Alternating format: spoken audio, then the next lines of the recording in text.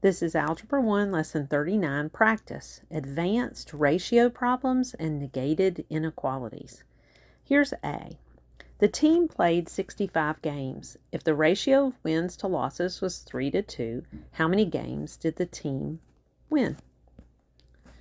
So we're going to start off with our, we have wins to losses. And we know the wins to losses is 3-2.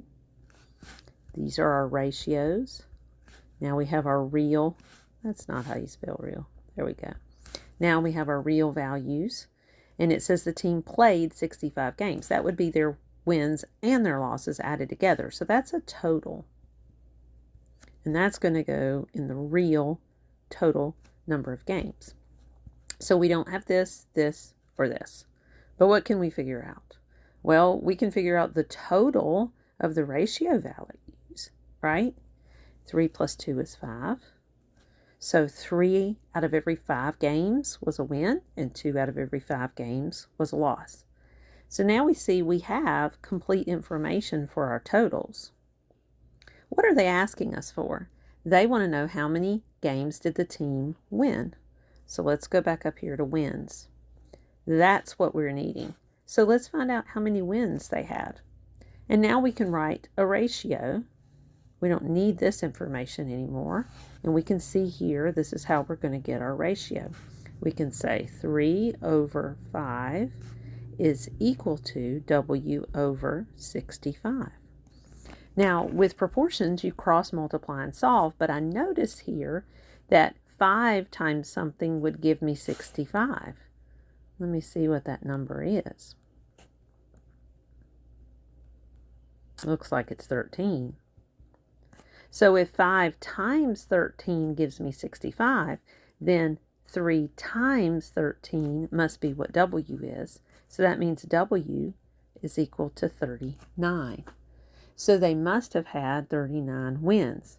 Now, you may say, well, why are you doing it that way? You haven't done that way before. Well, this one just ended up an easier fraction. You certainly could have done it this way. Cross multiplied. 3 times 65 is equal to 5W. When you do the 3 times the 65, you get 195, and that equals 5W. And then you divide both sides by 5, and you end up with that W is equal to 39. So either way you do it, you're going to get 39 as your answer, their number of wins. Let's look at B.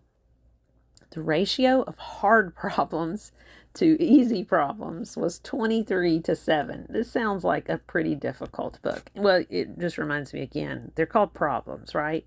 If I wrote a math book, I wouldn't call them that. You know what I would call them if you've been in my classes. I would call them opportunities because they're opportunities to learn, not problems, right? No wonder people say they don't like math. Well, let's go with it. The ratio of hard problems to easy problems. So we've got hard to easy. And that's 23-7. Do you feel like that? How many easy problems were there if the total number of problems, so we're going to have a total, was 930? Okay, now that's the real number of problems. That's not a ratio there. So here are our ratios, and these are the real thing. So there's 23 hard ones for every 7 easies, which must mean there's a total for my ratio of 30. So that would mean 23 out of every 30 would be hard, and 7 out of every 30 would be easy. So we have complete information here, and they want us to know how many easy problems were there. So they're really wanting us to find out this piece right here that we don't know. Let's call that the number of easy problems. And we can set up a ratio now of each of those. So we'll have this ratio, 7 out of 30, have to be easy. And that's going to be the same as how many really out of 930. So we have a proportion, and we can cross multiply that and solve it. I'm wondering though, you could do the little trick here, but that's okay. I'll go ahead and work it out. You could do this because 30 is a multiple of 930, I believe, isn't it? So let's do cross multiplying, you would do 7 times 930 equals 30 times E. 7 times 930 is 6,510 equals 30E. Let's divide both sides by 30. And you find out that E is going to be 217.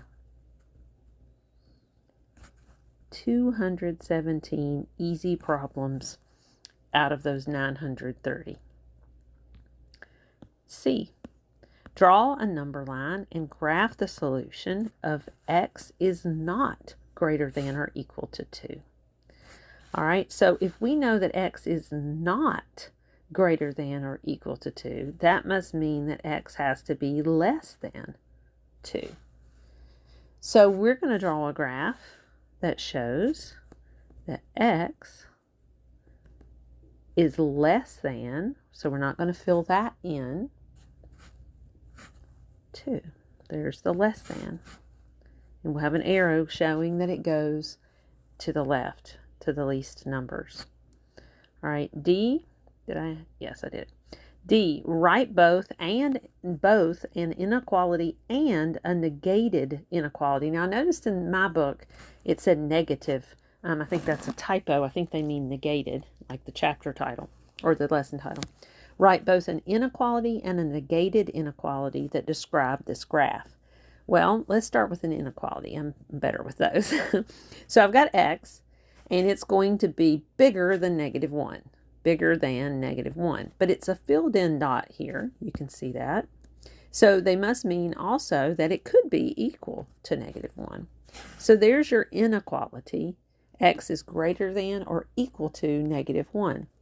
Now, a negated inequality would say what it is not. And that would describe all of this and say that it's not that. So that would mean x is not less than or equal to, I can't say equal to, can I? Because it is. We've got an equals to here. It can be equal to. So I would say it can't be less than negative 1. So I would need to say it can't be. So I would draw that line through it to show that it is negated. X is not less than negative 1.